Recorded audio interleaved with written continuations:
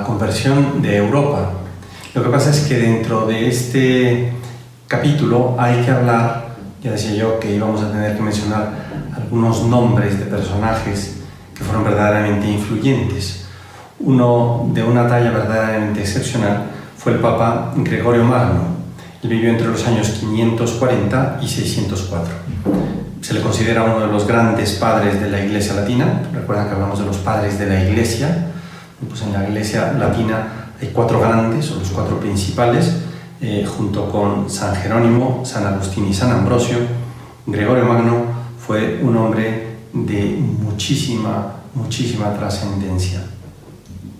El joven se dedicó a la política. Estamos hablando del año 573, que alcanza el puesto de prefecto o gobernador, digamos el equivalente a gobernador, que además era el puesto de mayor dignidad al que se podía aspirar en la vida política. De manera que fue un hombre, pues eso, muy inquieto, que además pues era católico y quería compatibilizar pues la vida pública con una inclinación a la vida religiosa.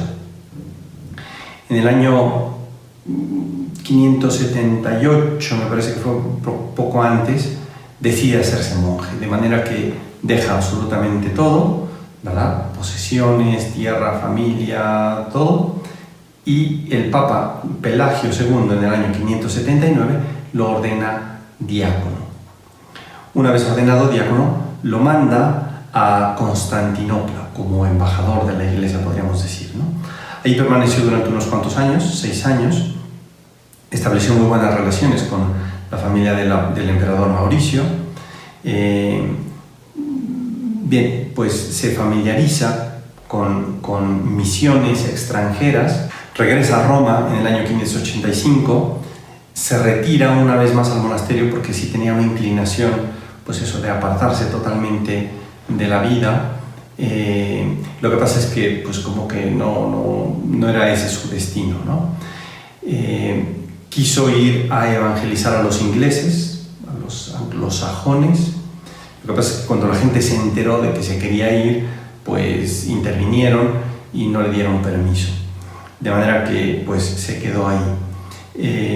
Se convirtió en secretario del Papa Pelagio II hasta su muerte en el año 590. En el 590 deciden elegirlo como siguiente papa.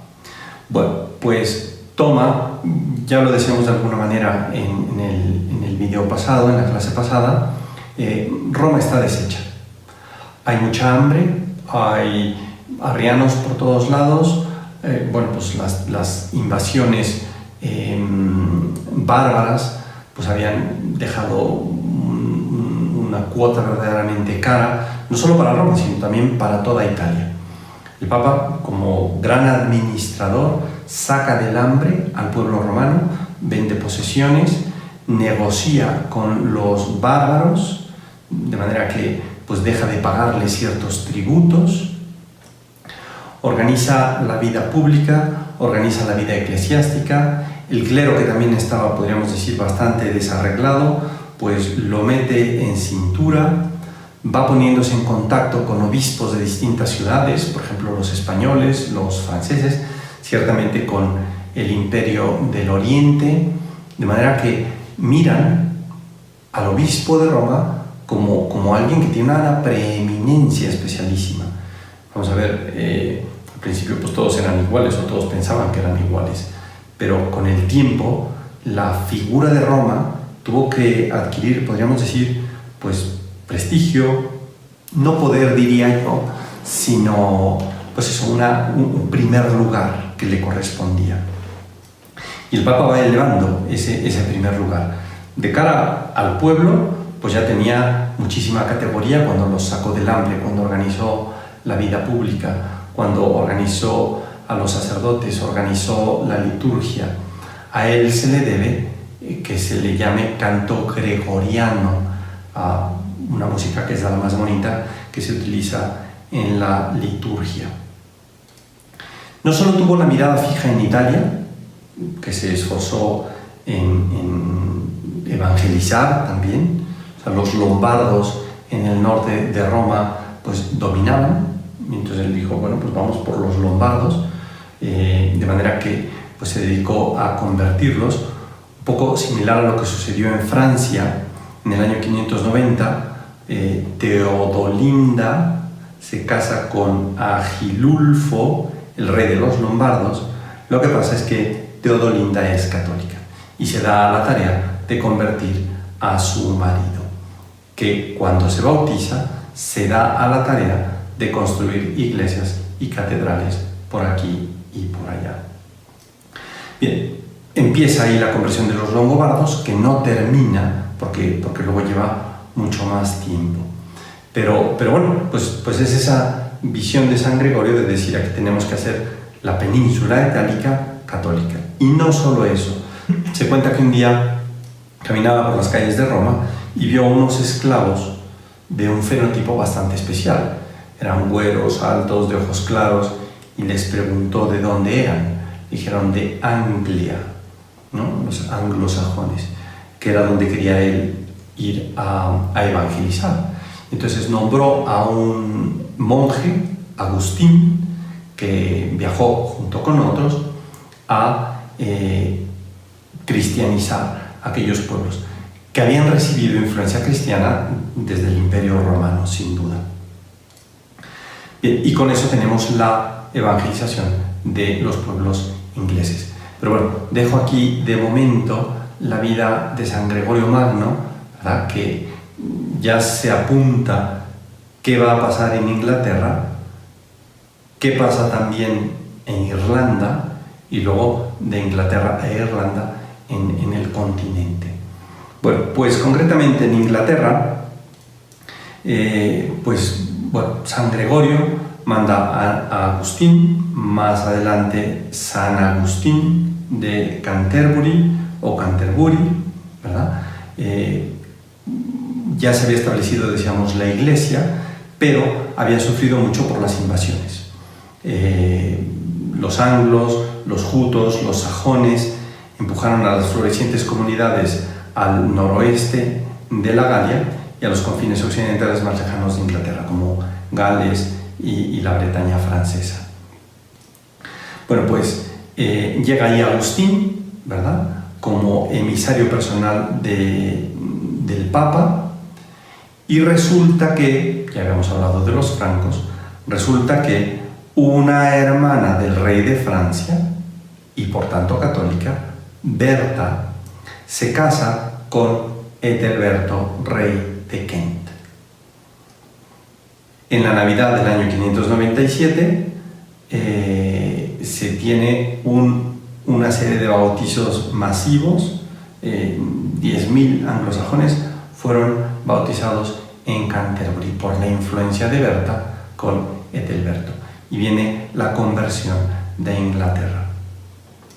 Canterbury se convirtió en una sede de autoridad, la más importante de la Iglesia de Inglaterra.